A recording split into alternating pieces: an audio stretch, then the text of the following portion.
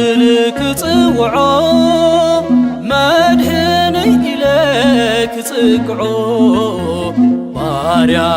ኮንኩን ውሉድዬ ብደሙ ተገዝየ ኢየሱስ ክብልክ ጽውዖ መድህነይ ኢለክ ጽቅዖ ባርያ ኮንኩን ውሉድዬ ብደሙ ተገዝየ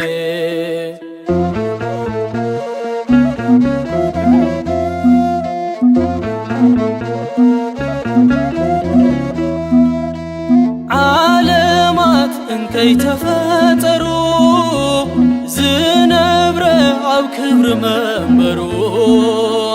ክርስቶስ ነባሪ ዓለማት ንሱዩ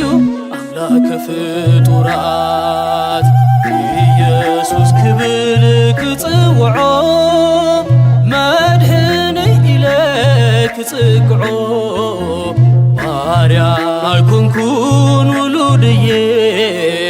ብደሙ ተገዝየ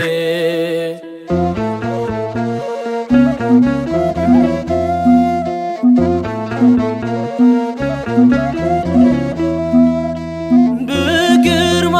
መለኮት ደሚቑ ዝፈሊ ሓጥ ካብ ጻድቑ ፈራዲ ለደቂ ሰብ ንሱዩ ንጥሙ ያትቐልብ ኢየሱስ ክብልክ ጽውዖ መድህነይ ኢለክ ጽቅዖ ባርያ ኮንኩን ውሉድዬ ብደሙ ተገዝየ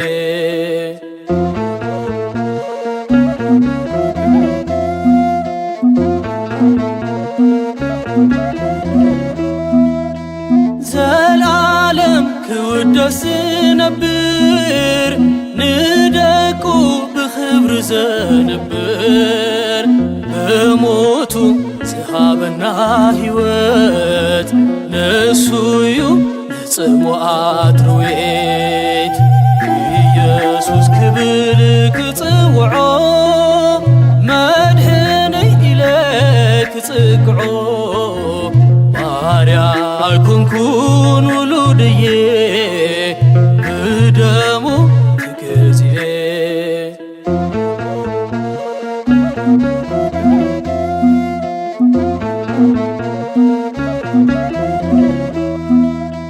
ጎዶሎ ዘይብሉ ብፍጹም ዙፋኑ ጽኑዕ ንዘለዓለም ጎናኒ ትኹን መሓሪ ንሱዩ ሓቀኛ መፍቀሪ ኢየሱስ ክብልክ ጽውዖ መድህነይ ኢለክ ጽቅዖ ባርያ ኮንኩን ውሉድዬ ብደሙ ተገዝየ ኢየሱስ ክብልክ ጽውዖ መድህነይ ኢለክ ጽቅዖ ባርያ ኮንኩን ውሉድዬ ብደሙ ተገዝየ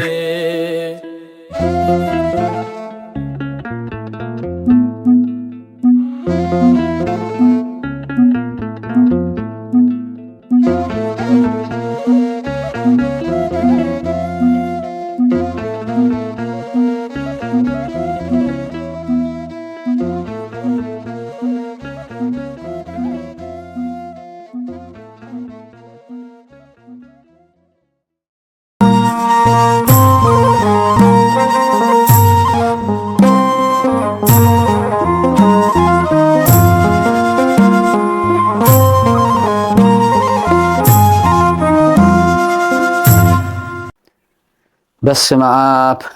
ወወልድ ወመንፈስ ቅዱስ አሐዱ አምላክ አሜን።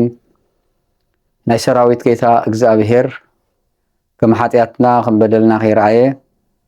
ቅዱስ ቃሉ ክንመሃር ስለዝፈቀደልና ክብር ምስጋና ንዑ ይኩኖ። አምላክና እግዚአብሔር ሰማይ ብዘይ ባላ መሬት ብዘይ መሰረት ዘጽንዐ ምስጋና ንዑ ይኹኖ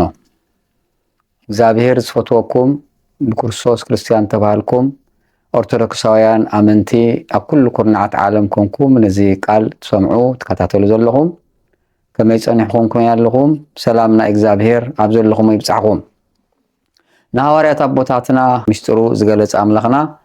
ሎሚ ንመሃሮ ምስጢሩ ጥበቡ ገልጸልና ኸዓ ንኹላትና ቅዱስ ፍቃዱ ይኹን እግዚአብሔር ጸሎተይ ሰሚዑ ወይሞ ንዕኡ ስብሃት ይኹኖ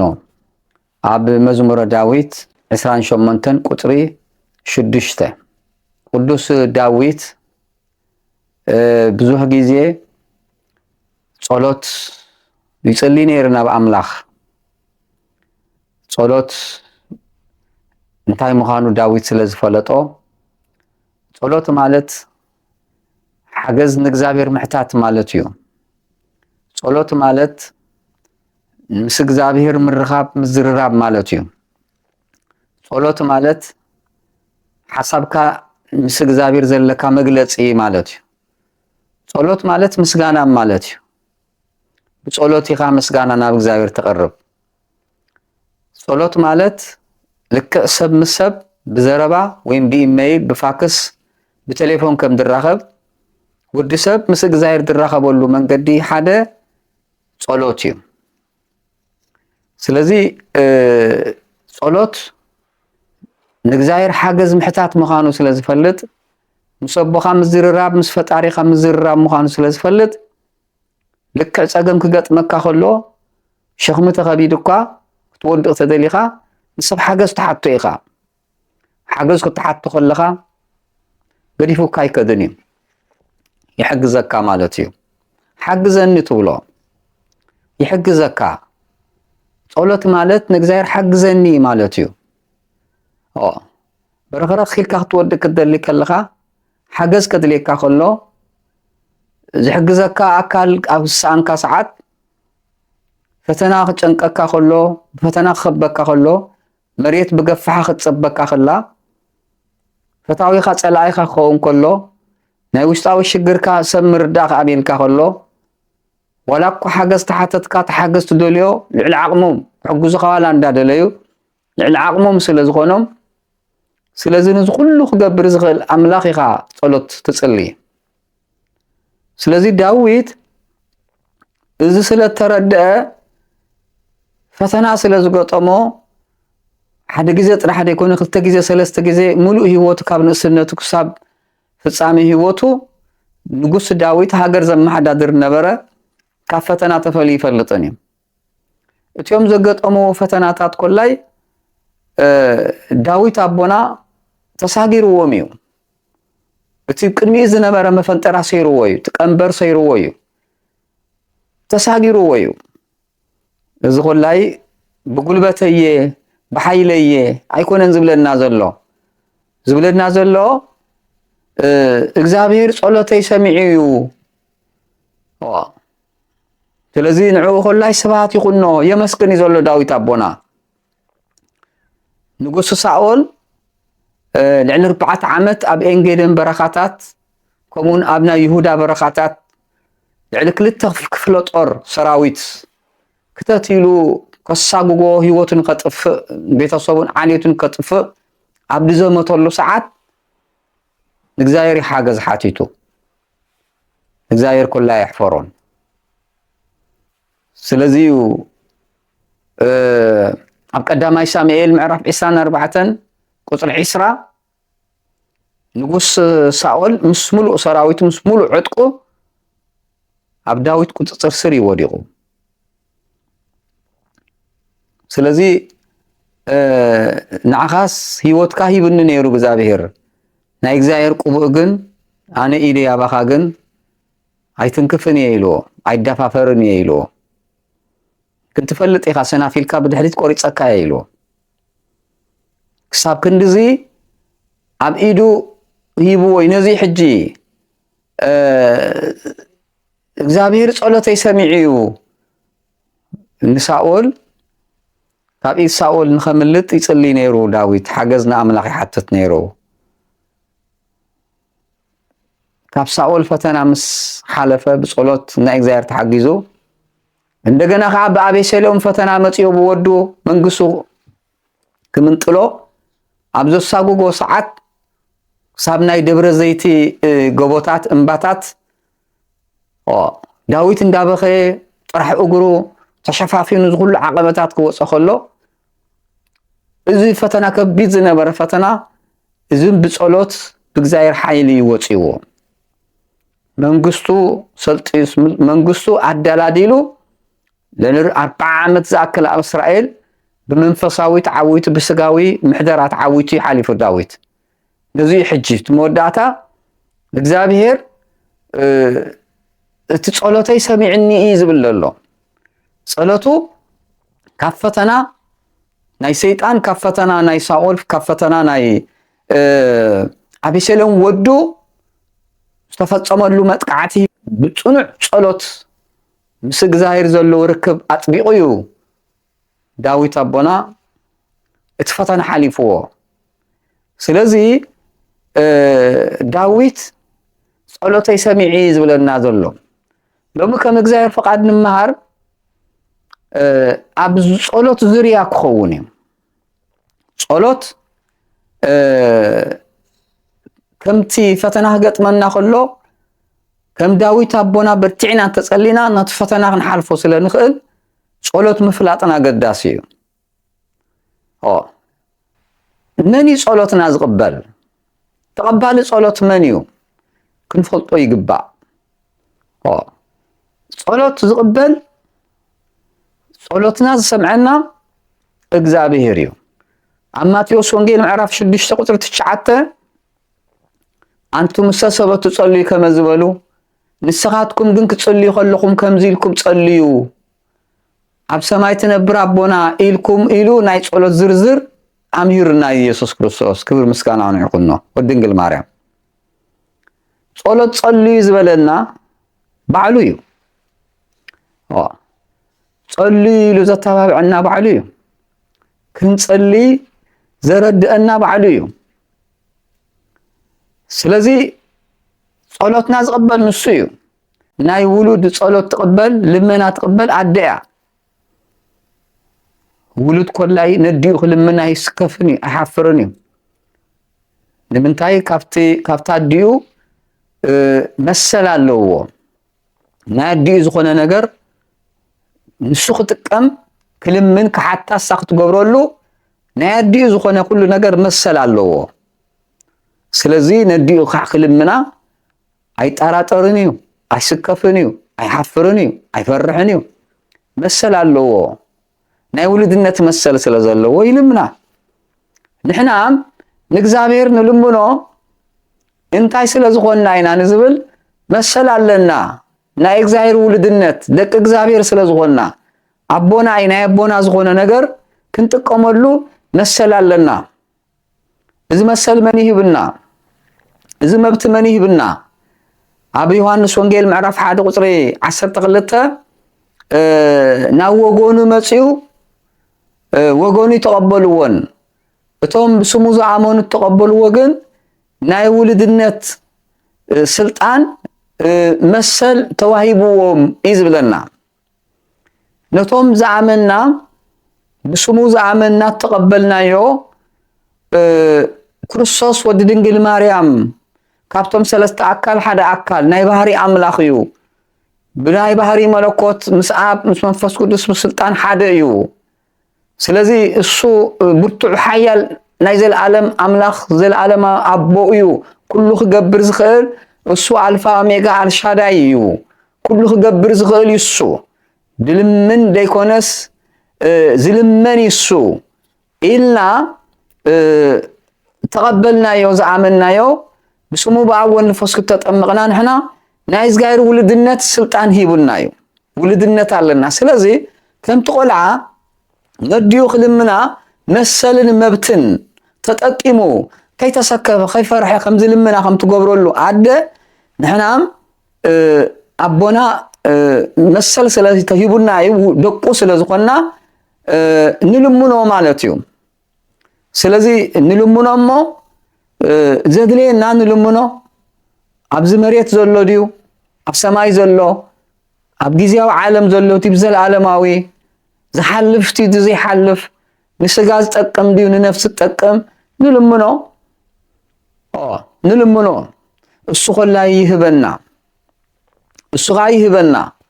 መጀመርያ ናይ መንግስቱ ጽድቅን አቀድሙ ስለዝበለና ናይ ነፍሲ ንቀድም ድሓር በኻላይ ደረጃ ሰሪዕና ናይ ስጋ ካ ንልምኖ በብአግባቡ በብሰዓቱ በብድልየቱ ካ እግዚአብሔር ይህበና ማለት እዩ ስለዚ ክንልምን ከለና እቲ ንልምኖ ንመንዩ አምላኽ ምዃኑ ክንፈልጦ ክንልምን ከለና ናይ ቀል ዓለም ዘይኮነ ከይተረድአና ዘይኮነስ ብስክፍታ ዘይኮነስ ደቂ እግዚአብሔር ምዃንና ስጋውያን ወለድና ግዚያውያን ወሊዶም ነበር አይፈጠሩናን በግዚያውነቶም ንዓና ዝሕብቡና በግዚያውነቶም እቲ ናይ ንሽቲ ዓቅሞም ዝሁቡና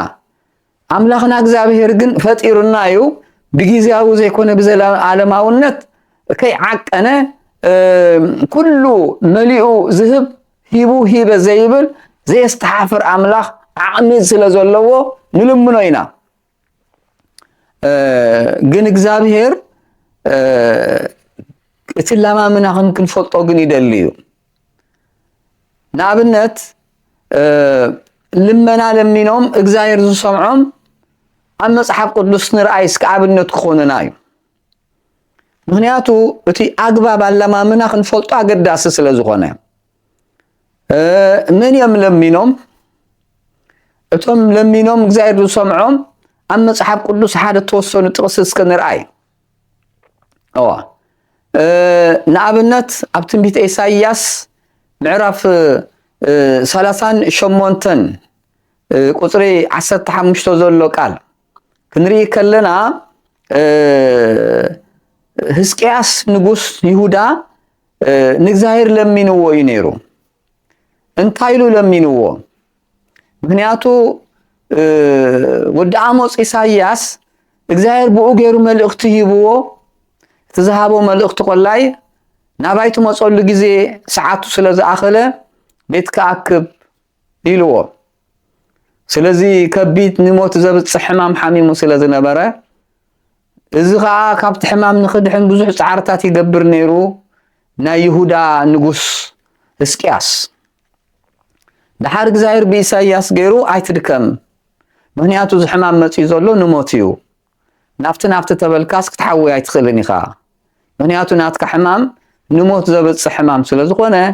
ኣይትተርፍን ኢኻ ስኢልካ ገዛኻ ኣክብ ማለት በቃ ጠራንፍ ኣክብ ተዳሎ ጉዕዞ ዘሎ ሰብ ይዳሎ እሞ ናባይቲ መጸሉ ሰዓት ጊዜን ስለዝኣኸለ ስለዚ ተዳሎ ኢኻ ብድንገት ከይትውሰድ ክትገብሮ ዝግበአካ ግበሪ ኢልዎ ስለዚ ሕዝቅያስ ኣዝዩ ይለሚኑ ንምንታይ ምክንያቱ እቲ ናይ ጸሎት ሓይሊ ስለዝፈልጥ ትንቢተ ኢሳይያስ ምዕራፍ 38 ቁጥሪ 5 ዘሎ ናይ ሕዝቅያስ ታሪኽ ማለት እዩ ስለዚ ለሚንዎ እዩ እንታይ ኢሉ ለሚንዎ ኣብ ኣካይዳ ይጽቡቕ ከም ዝነበረ ንዓኽ ብቕንዕናን ብሓቅን ኮይነ ከም ዘገልገልኩኻ ከም ልቦናኻ ከም ዓላማኻ ከም ዝኸትኩልካ እስኻ ትፈልጥ ኢኻ ስለዚ እዚ ርኢኻ እግዚአብሔር ዕድመ ወስኸለይ ኢሉ ኣዝዩ በኽዩ ንጉስ ናይ ሃገርና ይሁዳ እዩ በኽዩ እቲ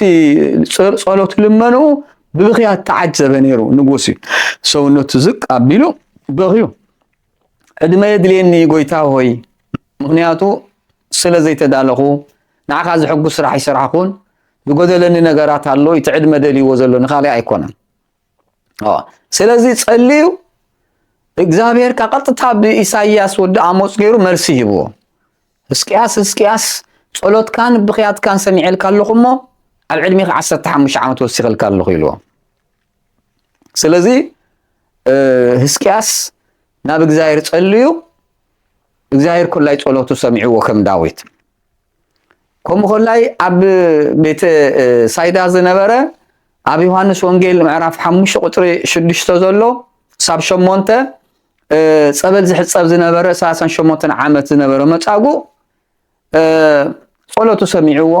ጸሎቱ ታይ ነይሩ ክፍወስ ነይሩ ዓራትካ ተሰኪምካ ኺድ ኢልዎ እንደገና አቦታትና ሐዋርያት ኣብ ማርቆስ ወንጌል ምዕራፍ 4:38 ሓያል ንፋስን ማዕበልን ዘናውጻ ዝነበረት ኣፍታቷ እንኳ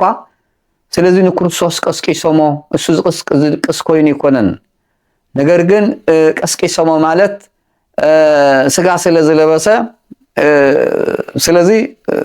ደቀሰ መስይልዎም ቀስቂሶሞ ጸሎት ማለት ንቅስቃስ ማለት እዩ ናብ ስራሕ ናብ ተግባር ንኻኣቱ ምልዓዓል ማለት እዩ በእግዚአብሔር ድኻም የብሉ ድቃስ የብሉ ዝመጽእ ነገር ኩሉ ይፈልጥ እዩ ቀስቂሶሞ አይግድሰካ እንዲ ጎይታ ሆይ ንጠፍእ ኮለና ኢሎም ጸሎት ገይሮሞ ጸሎት ማለት ሓገዝ ምሕታት ማለት እዩ ጎይታና ኢየሱስ ክርስቶስ ኮላይ ተስዩ አቱም እምነት ተጠራጠርቲ ታኹንኩም አነ ምሳኹም እንዳሃለኹ ማዕበል ንፋስ ከመገይሩ የጥፈኩም ምን ይበልዐኩም አነ ለኹም እንደ ምሳኹም አጅኹም ኢሉ ነቲ ማዕበል ነቲ ንፋስ ገኒሕዎ ኣብ ሉቃስ ወንጌል ምዕራፍ 23 43 ክንርኢ ከለና ናብ ገነት ንኻኣቱ ዘብቅዐ ጸሎት ፈያታዊ ዜማን ኣብ መንግሥትኻ ሕሰበኒ ዘክረኒ ኢሉ ምጸለየ እሞ ከይተጠራጠረ ከም ቆርበት ተገቲሩ ኣብ መስቀል ድምፁ እንዳተቆራረጸ ደሙ ጀርጀር ኢሉ እንዳፈሰሰ ጥርሑ ይደሎ ናይ ህይወት ተስፋታት ብዙሕ ዘለዎ ይኮነን ጨናጨል ኣብዚ ከምዚ ሕማቅ ኩነታት ኮይኑ ኣብዛ ሰዓት እዚኣ ጸልየስ ታይ ክሰምዐኒ እሞ ጽቡቕ ስራሕ ይብለይ ጽቡቕ ስራሕ ይገበርኩ ምግባሬ ብሽፍትነት ዝሓለፈ ስለዚ እንታይ ዓይነት እሞ ኣብዚ ኮንካ ዶ ይጽለዩ ክጽልይ እሞ ኩሉ ነገር ክስተኻኸለለይ ነይሩዎ ኣብ ከምዚ ናይ መከራ ቦታ ኮይነ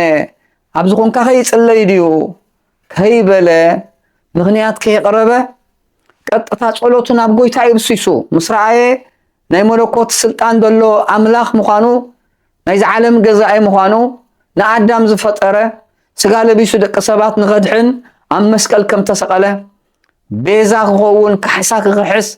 ንዓና ነፃ ንኸውፀና ሞይቱ ብሞቱ ሞትና ንኸጥፍእ ጽምኣትና ብጽምኣቱ ኣጥፊኡ ናይ ህይወት ማይ ከስተየና بدخامو دخامنا خطفلنا إلو معنا جنة نخفت العين خاسر إجزابهر كم تابقي عبد السابق كندي إيسا توكيلا الساعة كتسوى أدبلة عبد فترة عسران كتنشو عته كم السابق تأثيران سعادة بقي عزبلة نكرسوس مصاري زلوا السنة بهاري عملاقيلو عامينو السوس أولوت نايدة كسبات يقبليو سلازم بزا ساعات بزا دقيقة زي أوشتي انت تصلي ጸሎተይ ክሰምዐኒዩ ዝብል እቲ ሕቱኡ ናይ መንግስተ ሰማያት ሕቶ እዩ ናይ ስጋ ፈውሲ ናይ ስራሕ ጉዳይ ናይ ውሉድ ጉዳይ ኣይኮነን ናይ ገንዘብ ጉዳይ ኣይኮነን ጸሎት ናይ ፈያታዊ ኣብ መንግስቲ ታብትመጽ መንግስቲ ብዛዕዊ ናይ ዘሎቱ ጸሎቱ ናይ መጻኢ ህይወት እዩ ዘሎ ጸሎቱ ተሻጋራይ እቲ ጸሎቱ ዝገርም እዩ ማለት እዩ ተሻጋራይ ጸሎቱ ማለት እዩ ኣብዚ ከምዚ ቦታ ኮይኑ ጽሊ ዘሎ ጸሎት بقى أبوي فطاري كم تولد نولادي ذلي حتى موديل يذهبوا فطاري أنا ولودي سلزي انتي تسعينه وكان حلافي زي حلف ولا تلمن كوسي صلاتي كسمعنيو كلنا تندعيو السوز خفته من يعصو السوز خفيتو السوز عصو من يخفته السوز خفته من يعصو سلزي أبيديو ملكوتاويو فقد الله يخليه كوسنا الله يخليه سلطان أب إيدو إيلو كي تتأراتر مزغلو تمرت كي تمارس صليو حق بحق إبلكا أو إيلو أبزا ساعات زيا جنة كتعطو خيا إيلو لومي جنة كتعطو خيا إيلو بك أما صحاب قدوس حد صار صلوت قلت أبزغنا ملاش بالتوهابت توهي لما صحاب قدوس تمزجي بازلا أزانا فياتاوي زمان ጸሎት ያ ሓጻርን ቅልጥፍቲ ዝኾነት መልሲ ዝረኸበት ኣብዚ ናይ መጽሓፍ ቅዱስ ጻሒፋ ዘላ ቦታ ሒዛ ዘላ ዛ ጥቅስ እዚኣ እያ ስለዚ መንግስተ ሰማያት ሎሚ ገነት ክትኣቱ ይኻይሉ ቅድሚ በዓል ኣዳም ቀዲሙ ገነት ክኣቱ እግዚአብሔር ሓቲሙሉ ማሕተም ሓቲሙ ኪድቶ ኢልዎ ምክንያቱ እሱ ኣምላኽ እዩ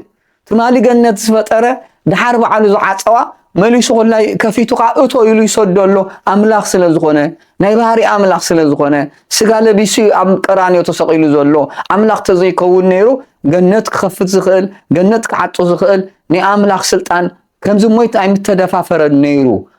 ተትደፋፈር ከዓ እቲ ኩሉ ዝግእል ኣምላኽ ስኢሉ ምስራዮ ነይሩ የግዳስ እሱ ናይ ባህሪ ኣምላኽ ስለ ዝኾነ ብስልጣኑ ምስ ማንም ከይሓተተ ቀጥታ ገነት ክትኣትኻ ሎሚ ኢሉ በኣምላኽነቱ ወሲኑሉ ገነት ዝኣቱ ህሩእ እምኔ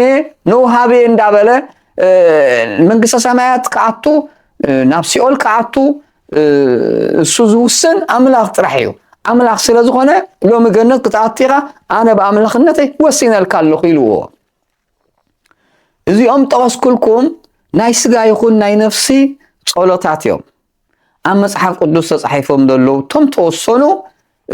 ጸሎት ናብ እግዚአብሔር ተጸልዮም እግዚአብሔር ዝሰምዖም ጸሎት ኢና ንርኢ ዘለና ማለት እዩ ጸሎት ብዙሓት ጸልዮም ድደለዮ ተዋሂብዎም እዩ ኣብ እስር ቤት ተኣሰሩ ክፍትሑ ተጨነቁ ክጸናንዑ ዝደኸሙ ወደ መዕረፊ ክኾኖም ኩሉ ጸልዮም እዮም እትጸለይዎ ኮላይ ኩሉ ተገይሩሎም እዮም ስለዚ ንኽንጽሊ እቲ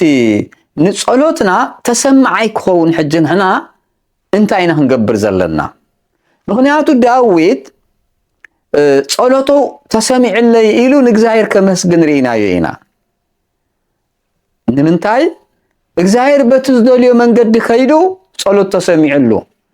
ንዳዊት ኣብ ሓደ ወቅቲ ኮላይ ጸሎቱ ዘይተሰምዐሉ ወቅቲ ኮላይ ነይሩ ክልቲኡ ምፍላጥና ጽቡቕ እዩ ዳዊት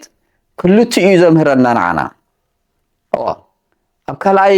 ሳሙኤል ምዕራፍ 12 ቁጽሪ 18 بحاتيات زولدا هصان نخدحنا املاخ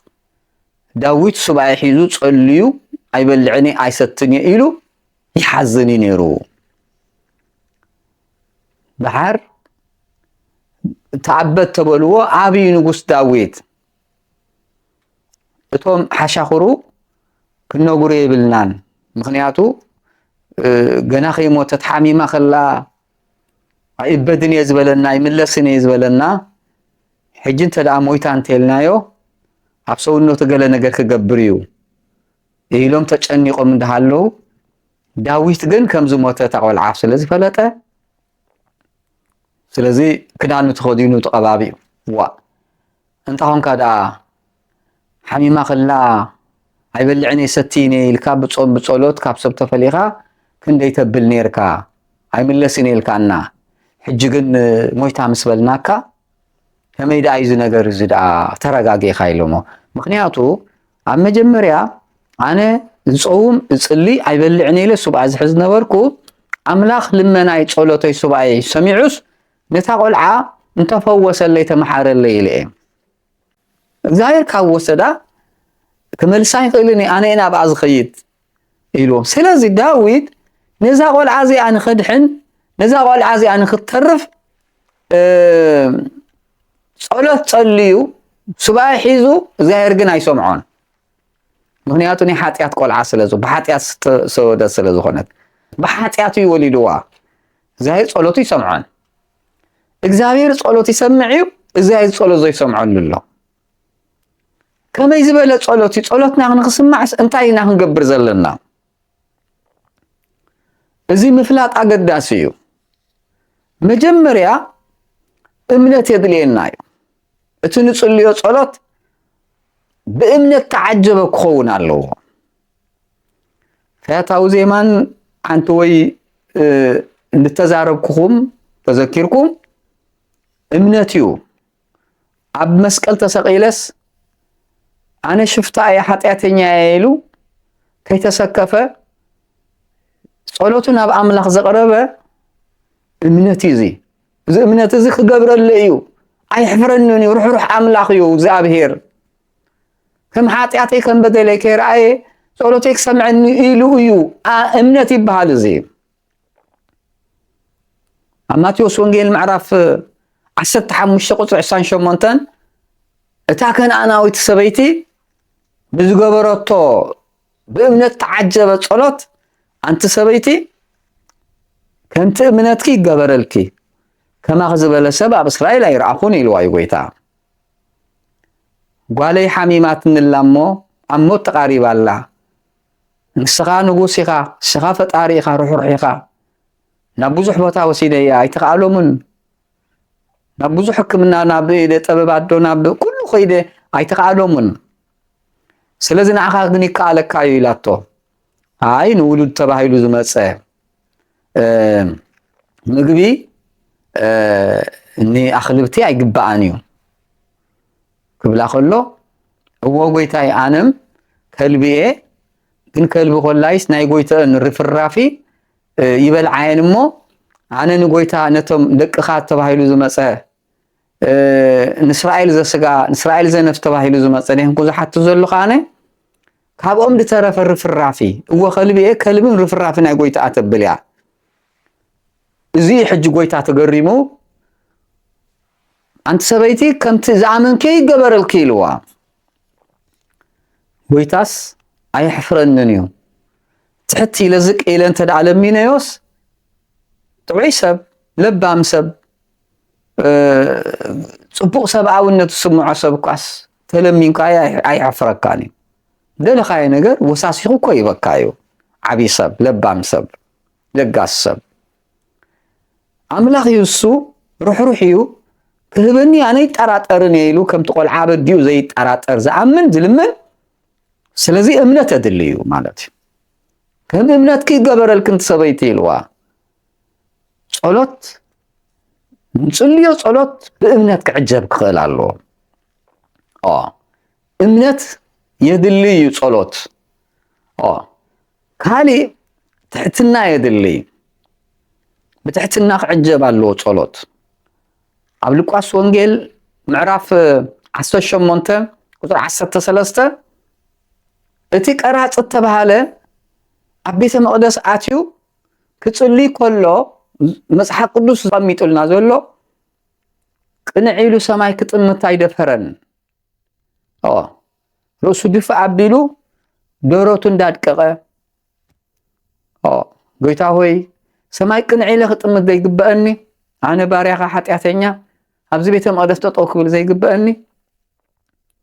ስለዚ ኣብ ቅድሚኻ ይጽልይ ኣለኹ ይቕረ በለለይ ኣነ ሓጢኣተኛ ኣበሰኛ እንዳበለ ብትሕትና ሓጢኣቱ እንዳርኣየ እንዳድቀቐ ይጽልይ ነይሩ እግዚአብሔር ጸሎቱ ተቐቢልዎ ይብለና ጸሎቱ ተቐቢልዎ ናይ ትሑቱ ጸሎት እግዚአብሔር ኣይንዕቕን እዩ ሰውነቱ ዝቅ ኣቢሉ ሓጣቱ ኣሚኑ ዝልምን ሰብ ሰውነቱ ከፍ ከፍ ከይኮነስ ሰውነቱ ዝቅ ኣቢሉ ዝጽልይ ጸሎት እግዚአብሔር ጸሎት ናይ ትሑታት ኣይንዕቕን እዩ ካብ ትዕቢት ዝረሓቐ ሰውነቱ ዝቅ ኣቢሉ ከምቲ ካልኣይ ዜና መዋዕል ምዕራፍ 7 ቁጽሪ 8 ዝበሎ ህዝበይ ኣብቲ ብስመይ ተሰርሐ ኣብቲ ብስመይ ተሃነፀ ቤተ መቕደስ መጽዮም ሰውነቶም ዝቅ ኣቢሎም እንተለሚኖምኒ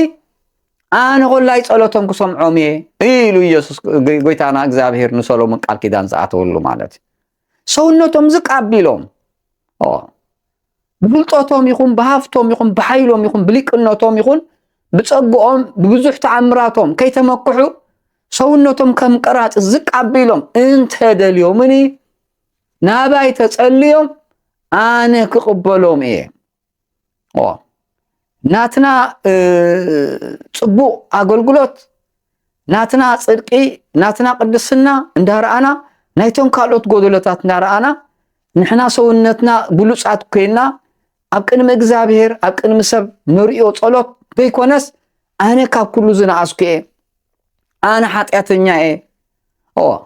ስለዚ ከምቲ ዳዊት ዝብሎ ነበረ ሰማይ ሳሙኤል ምዕራፍ 24 ቁጥሪ 18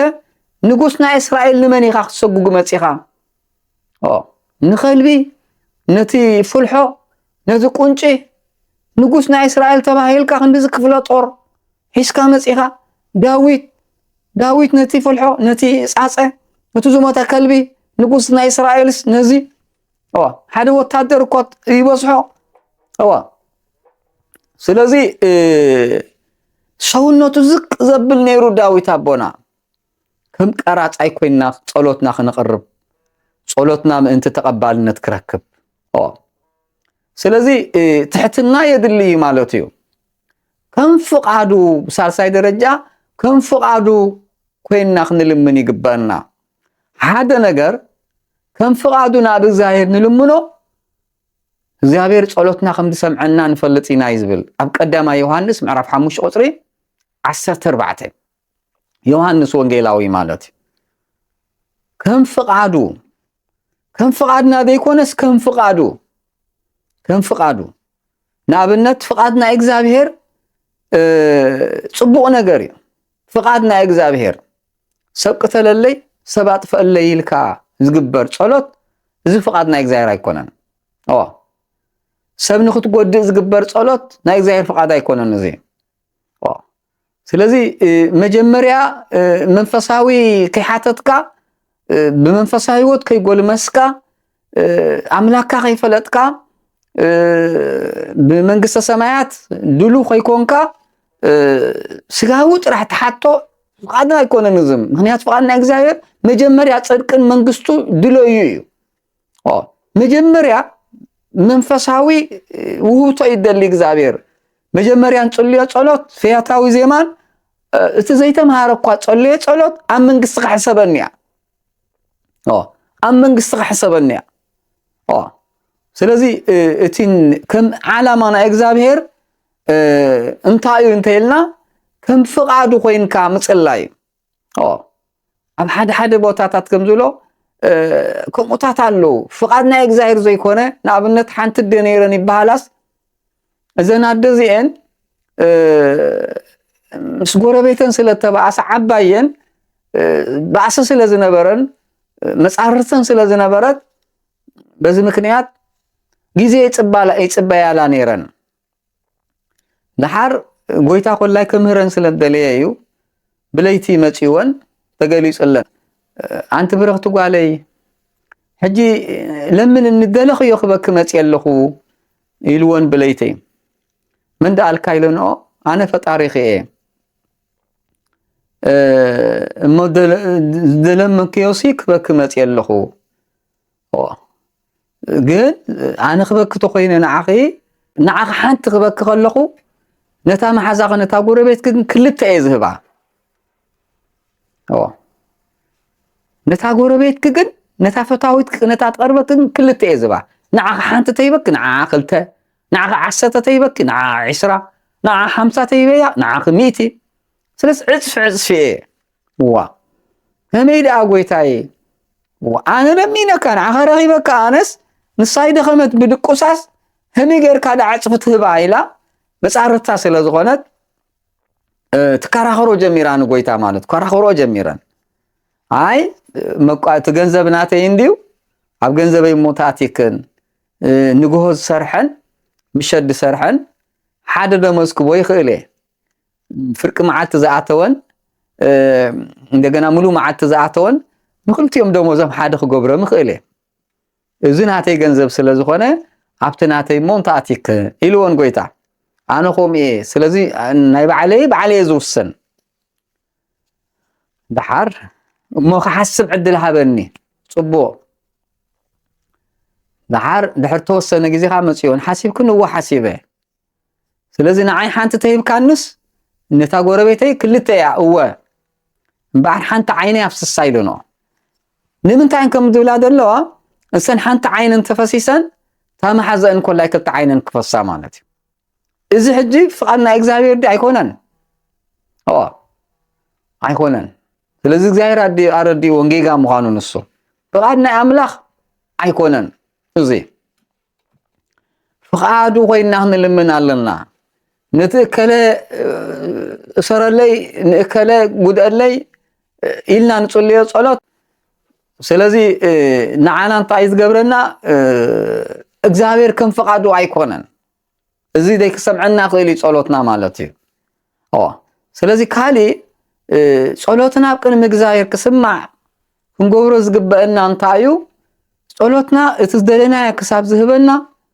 ትዕግስቲ ካባና ይድለዩ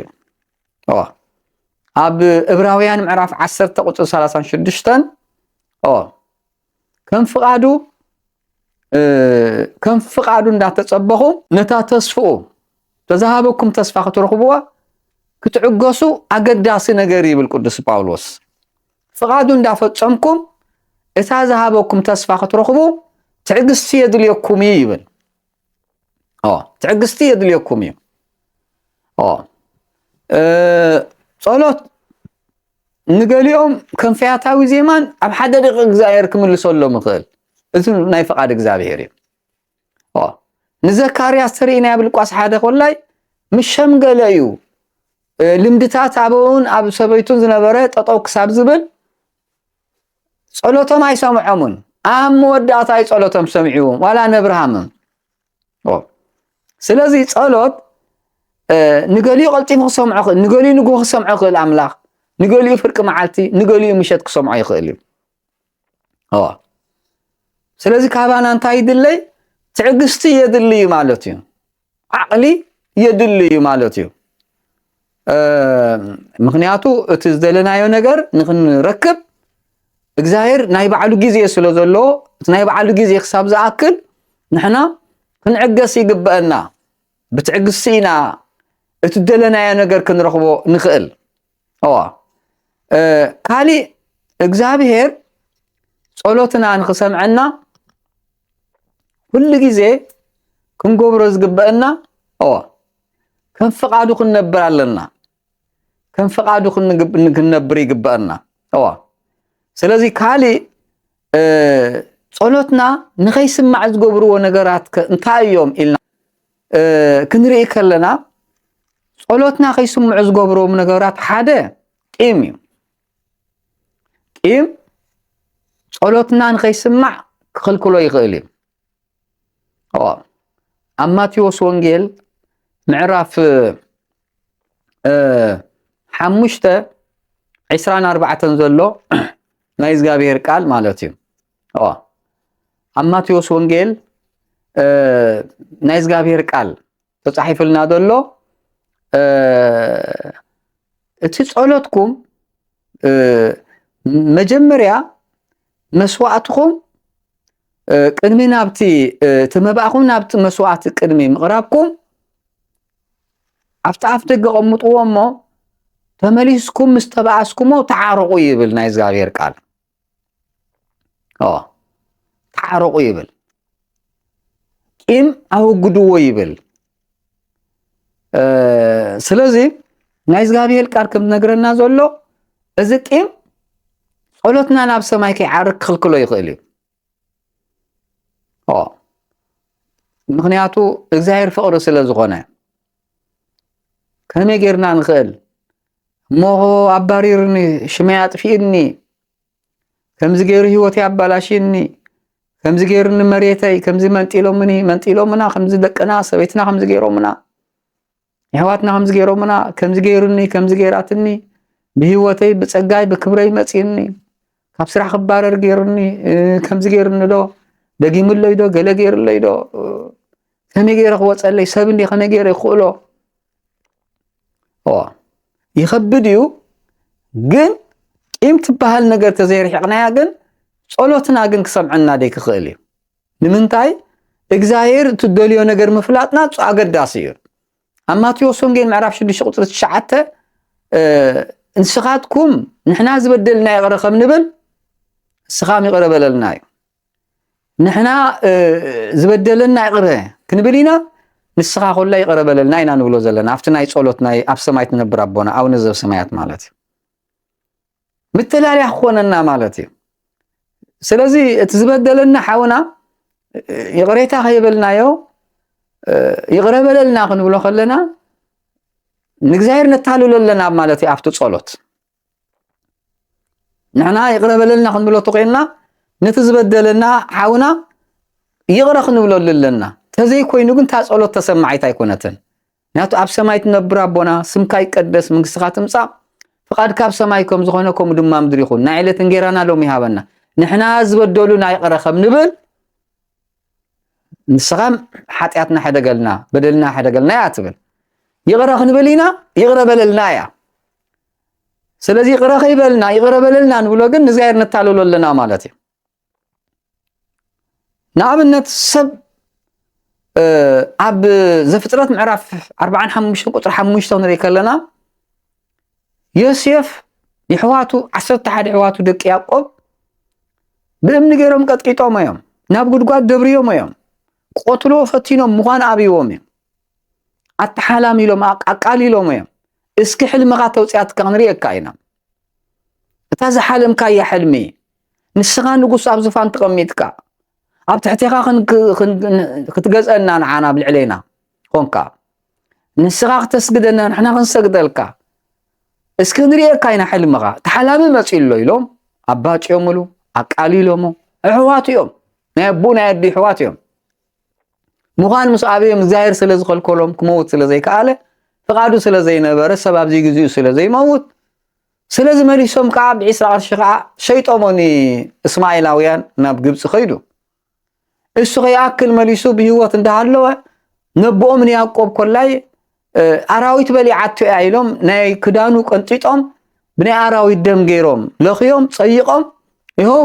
ተለልዮ ተኾንካ